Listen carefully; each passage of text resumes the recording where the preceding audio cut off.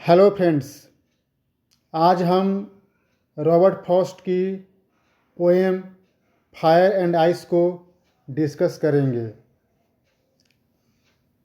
यह एक spiritual poem है जिसमें पोएट ने अपने स्पिरिचुअल थॉट्स को एक्सप्रेस किया है।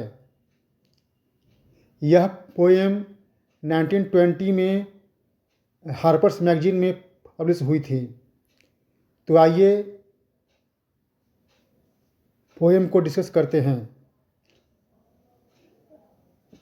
पोएट कहता है कि some say the world will end in fire, some say the world will end in fire, some say in ice. कवि पोएट कहता है कि कुछ लोग कहते हैं कि ये जो दुनिया है ये आग में भस्म होकर ख़त्म होगी, और कुछ लोग कहते हैं कि ये दुनिया बर्फ़ से ख़त्म होगी। From what I have tasted of desire I hold with those who favour fire. कवि कहता है कि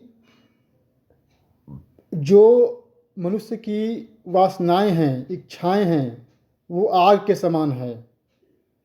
ये जो हमारी वासनाएं हैं, इच्छाएं हैं, ये आग के समान खतरनाक है, और वो फेवर करता है कि दुनिया आग से जलकर ही ख़त्म होगी।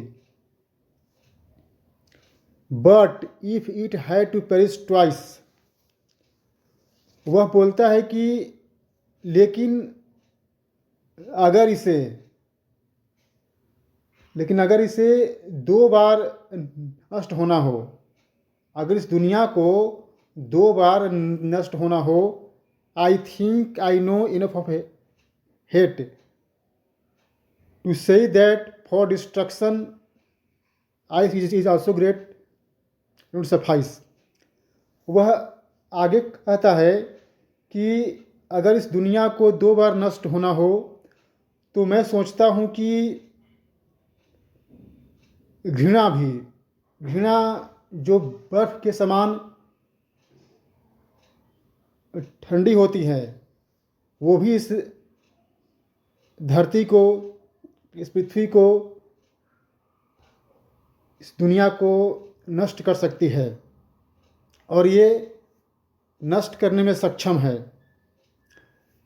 पोएट अंत में वो किसी भी कंक्लूजन तक नहीं पहुंचता है, वो इसे अनसुलझा छोड़ देता है, और वो कहता है कि ये समय बताएगा।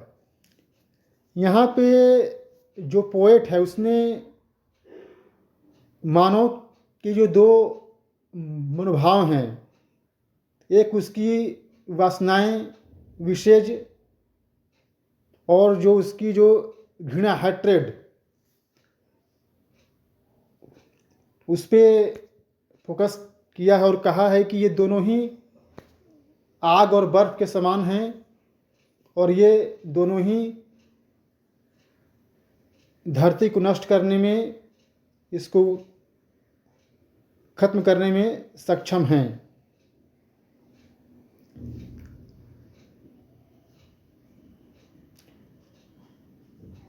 तो ये थी आज की कविता। आपको ये कविता कैसी लगी हमें ज़रूर बताइए, कमेंट कीजिए। तब तक के लिए थैंक्स।